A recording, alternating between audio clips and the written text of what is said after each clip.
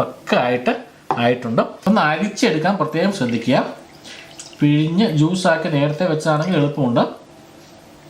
ഞാനിപ്പോൾ ഇച്ചിരി ഫ്രഷായി കിട്ടാൻ വേണ്ടിയാണ് ഞാനിങ്ങനെ ചെയ്യുന്നത്.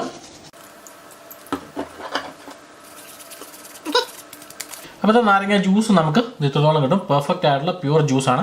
ആ ജ്യൂസ് കൂടി നമുക്ക് ഇതിലേക്ക് ആഡ് ചെയ്യുന്നു. സോ ഇപ്പോൾ തന്നെ നല്ല ടിപ്പിക്കലായിട്ടുള്ള ഫ്ലേവർ വന്നിട്ടുണ്ട്. ഇനി നമ്മൾ ആഡ് ചെയ്യുന്ന നമ്മുടെ ലാസ്റ്റത്തെ സൂപ്പർ ഇൻഗ്രീഡിയൻ്റ് മറ്റൊന്നുമല്ല, അതാ സാധാരണ നമ്മുടെ പച്ചമുളകാണ്.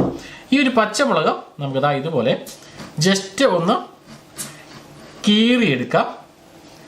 ഒരുപാട് മാറ്റിയിടണ്ട, ഇതുപോലെ ഒന്ന് കീറിയെടുക്കാം. ഓക്കെ, ഇതിനി ഇതേപടി തന്നെ നമുക്ക് ഇതിലേക്ക് ഒന്ന് ആഡ് ചെയ്യാം. ആ ഒരു പച്ചമുളകിൻ്റെ ആ ഫ്ലേവർ ഇറങ്ങാൻ വേണ്ടിയാണ് നമ്മൾ അങ്ങനെ ചെയ്യുന്നത്. അപ്പോൾ ഇനി നമ്മൾ അതിലേക്ക് ആഡ് ചെയ്യുന്നത്, ഞാൻ ഒരല്പം മിറിഞ്ച ആഡ് ചെയ്യാൻ പോകണം. അതൊരു ഫ്ലേവർ കിട്ടുകയും ചെയ്യും, അതോടൊപ്പം തന്നെ ഡിഫറെൻ്റ് ആയിട്ടൊരു കളർ കിട്ടുകയും ചെയ്യും. അപ്പോൾ ഒരുപാട് നമുക്ക് ആഡ് ചെയ്യുന്നില്ല, കുറച്ച് മതി. ആ ഒരു ഫ്ലേവർ കിട്ടാൻ വേണ്ടി അത്രത്തോളം മാത്രം നമുക്കൊന്ന് ആഡ് ചെയ്യാം. അപ്പോൾ അത്യാവശ്യം നല്ലൊരു കളർ ചേഞ്ചസ് ആയിട്ടുണ്ട്, അതോടൊപ്പം തന്നെ ആ ഒരു ഫ്ലേവർ വന്നിട്ടുണ്ട്. അപ്പോൾ ഇനി നമുക്കിത് ജസ്റ്റ് ഒന്ന് ശരിക്ക് ഇളക്കണം. കാരണം നമ്മളിതിനകത്ത് ഐസ് മാത്രമാണ് കിടക്കുന്നത്.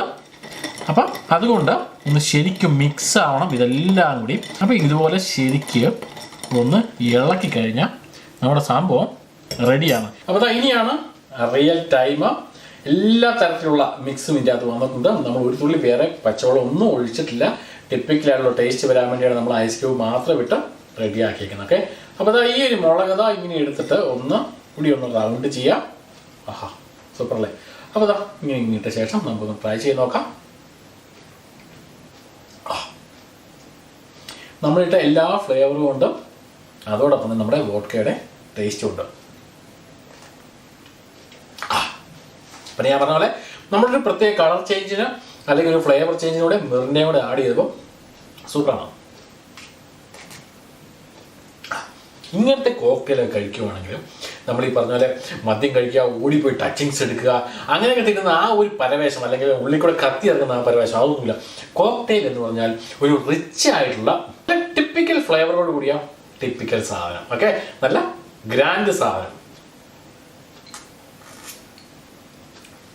അപ്പോൾ ഇത് കണ്ടുകൊണ്ടിരിക്കുന്ന പലരും നമ്മുടെ പ്രത്യേകിച്ച് മലയാളികൾ പറയും ഇതിന് വല്ല ആവശ്യമുണ്ടോ, സ്മിർനോഫ് ഗ്ലാസ്സിൽ ഒഴിച്ചത് സോഡയും കൂടെ ഒഴിച്ച് കുടിച്ചാൽ പോരെന്ന്. പക്ഷെ അങ്ങനെ കുടിക്കുന്നതും ഇങ്ങനെ കുടിക്കുന്നതും രണ്ടും രണ്ടാണ്. അപ്പോൾ അങ്ങനെ ചിന്തിക്കുന്നവർ അങ്ങനെ ഒരു കാര്യം ചിന്തിച്ചിട്ട് കാര്യമൊന്നുമില്ല. കാരണം അത് ഇത് അറിയാം. ഓക്കെ.